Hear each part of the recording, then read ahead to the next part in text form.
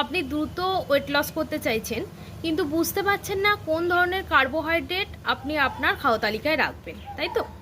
তো কার্বোহাইড্রেট কিন্তু দুটো ফর্মে হয়, একটা হচ্ছে সিম্পল কার্বোহাইড্রেট আর একটা কিন্তু কমপ্লেক্স কার্বোহাইড্রেট। তো সিম্পল কার্বোহাইড্রেট আর কোনটা আর কমপ্লেক্স কার্বোহাইড্রেট কোনটা, এটা কিন্তু সাধারণ মানুষের পক্ষে বোঝা খুব মুশকিল। আজকে আমি সেই বিষয়ে আলোচনা করব যে কিভাবে বুঝবেন যে কোনটা সিম্পল আর কোনটা কমপ্লেক্স, এবং কোন ধরনের খাদ্য আপনার খাদ্য তালিকায় রাখলে আপনার ওভারঅল আপনি ভালো থাকবেন, সেটা আপনি নিজেই বুঝতে পারবেন। তো সিম্পল কার্বোহাইড্রেট সেই সমস্ত খাবারগুলো যেগুলো খেলে খুব দ্রুত আমাদের সুগার স্পাইকটা বাড়ে এবং যার ফলে যার গ্লুকোজ খুব দ্রুত আমাদের রক্তে মিশতে শুরু করে।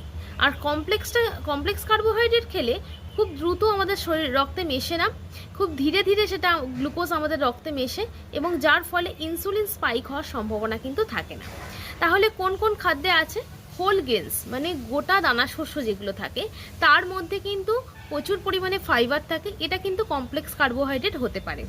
এই কমপ্লেক্স কার্বোহাইড্রেটে কী থাকে? প্রচুর পরিমাণে ফাইবার থাকে এবং যা জিআই মানে গ্লাইসেমিক ইন্ডেক্সের সূচকে যদি আমরা ধরি, তার গ্লাইসেমিক সূচক কিন্তু অনেকটাই কম, যার ফলে যেমন হতে পারে ব্রাউন রাইস বা ওটস হতে পারে, কিউনিয়া হতে পারে, এগুলো সবই কিন্তু কমপ্লেক্স কার্বোহাইড্রেটের উদাহরণ। তো এগুলো কিন্তু যদি আমরা খাওয়া তালিকায় রাখি তাহলে ইনসুলিন স্পাইক হওয়ার সম্ভাবনা খুব থাকে না এবং আমাদের ওয়েট লসও খুব দ্রুত হবে।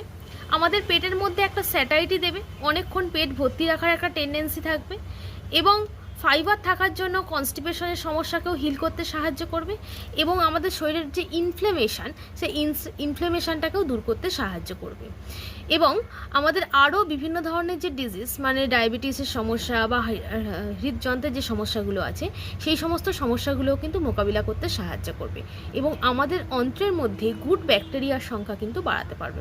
তাহলে সেই খাবারগুলো কি হতে পারে? যেমন হতে পারে বিভিন্ন ধরনের সিডস হতে পারে, নাটস হতে পারে, বীজ হতে পারে। বীজের মধ্যে আপনারা সানফ্লাওয়ার সিড নিতে পারেন, সূর্যমুখীর বীজ, পামকিন সিডস মানে কুমড়োর বীজ, তিসির বীজ মানে ফ্ল্যাক্স সিড, সেসাম সিডস মানে তিল, এগুলো কিন্তু আপনারা খাওয়া তালিকায় অ্যাড করতেই পারেন।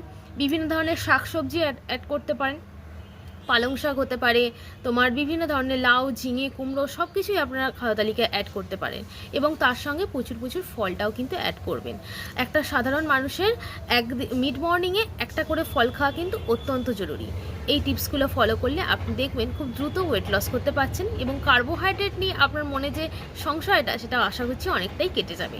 আশা করছি ভিডিওটি ভালো লাগবে। ভিডিওটি ভালো লাগলে একটু বন্ধুদের মধ্যে শেয়ার করবেন এবং নিউট্রিশন বিষয়ে যদি আরও কিছু জানার থাকে তাহলে ইউটিউব চ্যানেল নিউট্রিশন ইজ জাজন্না চ্যানেলটি সাবস্ক্রাইব করবেন এবং পাশে থাকবেন। ধন্যবাদ।